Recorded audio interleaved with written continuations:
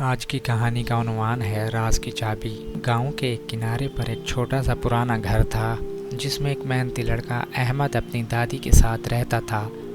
احمد بہت ذہین مگر کچھ شرارتی بھی تھا۔ اسے کھیلنے کا بہت شوق تھا لیکن اکثر وہ اپنی دادی کی باتیں غور سے نہیں سنتا تھا۔ ایک دن جب احمد اسکول سے واپس آیا تو دادی نے کہا، بیٹا تم ہمیشہ جلد بازی میں ہو، کچھ چیزیں صبر اور سمجھ سے کرنا ضروری ہوتا ہے۔ لیکن احمد ہنس کر باہر کھیلنے چلا گیا، دادی کی باتوں کو نظر انداز کرتے ہوئے۔ کھیلتے کھیلتے احمد کی نظر ایک پرانی اور بند حویلی پر پڑی جو برسوں سے بند تھی۔ بچوں میں مشہور تھا کہ وہاں کوئی راز چھپا ہے۔ تجسس سے مجبور ہو کر احمد گیٹ کے قریب گیا تو اسے وہاں زمین پر ایک سنہری چابی ملی۔ اس کا دل زور زور سے دھڑکنے لگا۔ یہ چابی کس کی ہے؟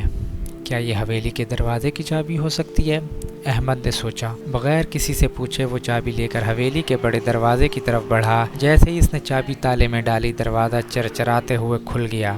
اندر سے ایک عجیب سا سکون تھا لیکن ہر چیز گرد سے بھری ہوئی تھی۔ اچانک اسے ایک پرانی الماری نظر آئی جس پر لکھا تھا سچائی کی طاقت۔ احمد نے ہمت کر کے الماری کا دروازہ کھولا تو اندر ایک پرانا خط رکھا تھا۔ اس نے جلدی سے خط کھولا اور پڑھنا شروع کیا۔ اے شخص، جو بھی یہ خط پڑھ رہا ہے، جان لے کہ اس حویلی میں کوئی خزانہ یا جادوئی طاقت نہیں، بلکہ سب سے بڑی طاقت سچائی، ایمانداری اور نیک نیتی ہے۔ اگر تم واقعی کچھ حاصل کرنا چاہتے ہو تو دوسروں کی مدد کرو، بڑوں کی عزت کرو اور ایمانداری سے زندگی گزارو، یہی حقیقی خزانہ ہے۔ یہ پڑھ کر احمد کے دل میں ہلچل مچ گئی۔ وہ سوچ میں پڑ گیا کہ وہ اکثر جلد بازی اور شرارت میں سچائی کو نظر انداز کر دیتا تھا۔ وہ بھاگتا ہوا دادی کے پاس آیا اور سب کچھ بتا دیا۔